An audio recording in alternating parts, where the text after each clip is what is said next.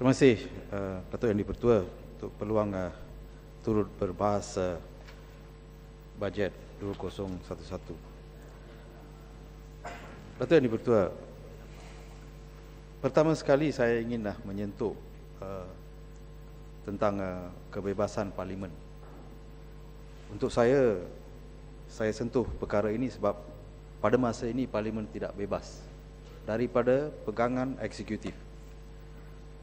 Seperti mana yang harus kita semua beramal, tunggak demokrasi iaitu parlimen, eksekutif dan badan kehakiman adalah mesti diasingkan kuasa-kuasanya dan pelaksanaan kuasa-kuasa yang terdapat di bawah ketiga-tiga tembok demokrasi ini. Saya tengok peruntukan untuk parlimen, jika benar-benar parlimen mesti bebas daripada eksekutif, peruntukan dalam belanjawan ini tidak mencukupi. Pertama sekali saya ingin mesti menyebut sebagai contoh majlis makan malam 50 tahun yang baru-baru parlimen mengadakan di PWTC.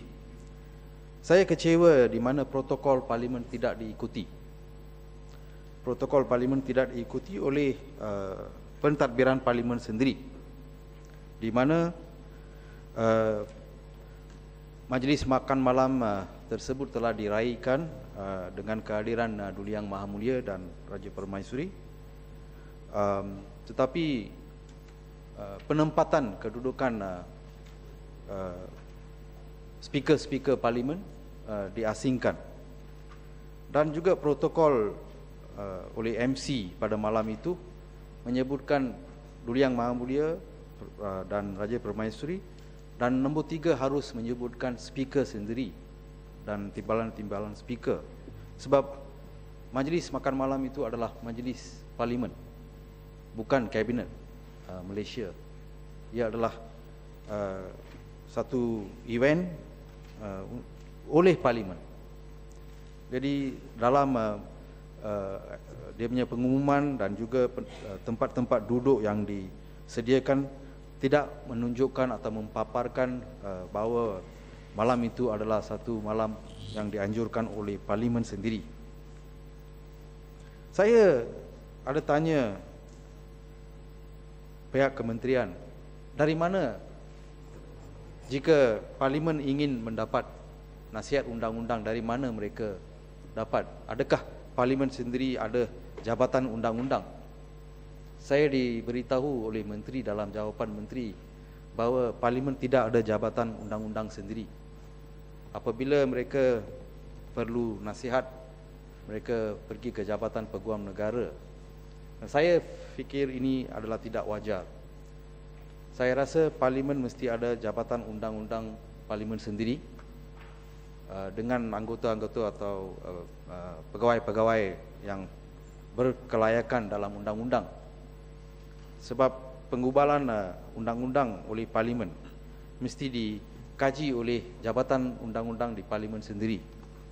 Dan untuk ini kita harus meningkatkan belanjawan yang diperuntukkan untuk parlimen.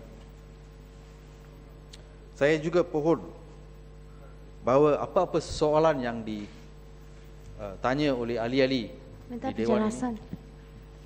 Terima kasih Yang Berhormat Datuk Loh Intan. Saya setuju mesti ada jabatan undang-undang di parlimen. Tapi apakah Yang Berhormat akan juga meminta kerajaan mengadakan select committee?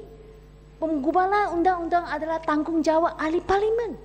Jadi mesti adakan select committee bersama-sama menggubah undang-undang, mendraft undang-undang, meminda pandangan ahli parlimen.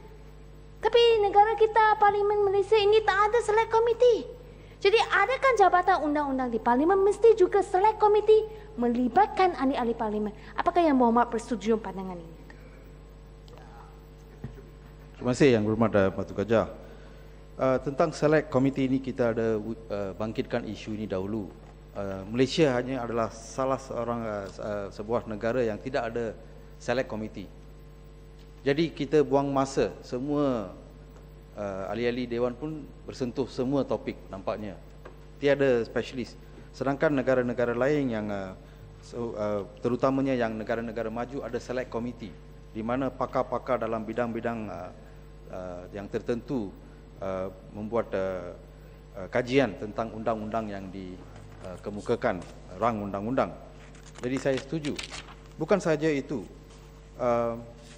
tiap-tiap soalan yang dibangkit oleh tiap-tiap ahli Dewan Rakyat mesti dijawab oleh kementerian. Saya sendiri ada pengalaman penggal yang lepas, salah satu soalan yang saya bangkit tidak dapat jawapan. Alasan yang diberi oleh Setiausaha Parlimen adalah tidak ada jawapan dari kementerian tersebut. Ini soalan saya ditujukan kepada Kementerian Kewangan. Tiada jawapan.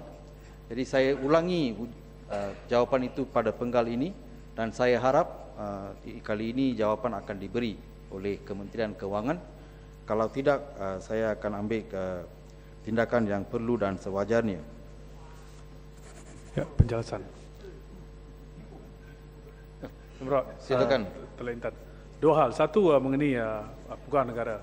Saya rasa adalah tidak patut dia menjadi seorang peguam bagi pihak Parlimen kerana konflik of interest memandangkan dia adalah peguam kepada eksekutif. Itu adalah satu. Dan perkara yang kedua adalah di mana adakah yang berhormat setuju bahawa seperti di lain-lain negara, setiap 1 minggu, 1 hari di mana Perdana Menteri patut datang ke Parlimen untuk menjawab, to take semua soalan dari ahli Parlimen, sesi di antara PM dengan ahli Parlimen seperti di negara Parliamentary Commonwealth.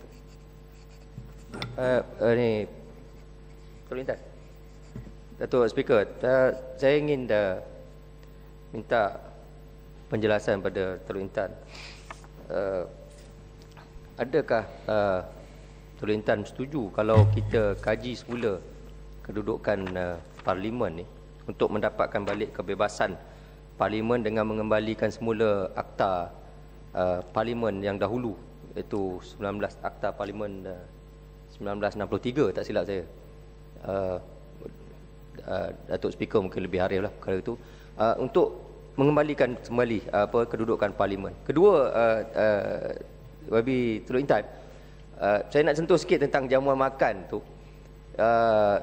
Parlimen dia ada komposisi ramai. Selain pada ahli Parlimen, ada pegawai, ada staf dan lain-lain. Saya agak hairan pada malam itu, kaki tangan Parlimen, kawan-kawan kita ni, bentara-bentara yang bekerja keras untuk kita ni, tak dipanggil.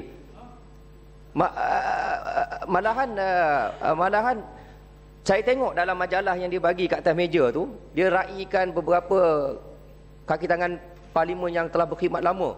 Saya tengok ada seorang dah berkhidmat 42 tahun. Sahabat kita kat bilik urus dia tu dah 30 lebih tahun. Tapi mereka tak dijemput pun. Jadi yang dijemput entah siapa, kita pun tak kenal. Jadi apa pandangan YB Teluk Intan tentang dua perkara tu? Terima kasih. Terima kasih, Datuk. Terima kasih Yang Berhormat Ibu Barat dan Yang Berhormat Bandar Baru Kulim. Ya, saya setuju bahawa sebagai peguam untuk kerajaan tidak boleh juga jawat di Parlimen, dan peguam negara itu adalah satu pelantikan oleh kerajaan. Jadi untuk Parlimen betul-betul bebas, macam Yang Berhormat Bandar Baru Kulim mengatakan, kaki tangan Parlimen harus dijemput. Penghargaan harus diberi kepada mungkin ahli-ahli Parlimen, bekas ahli-ahli Parlimen, macam ahli Parlimen Teluk Intan tahun 1969 ada hadir malam itu.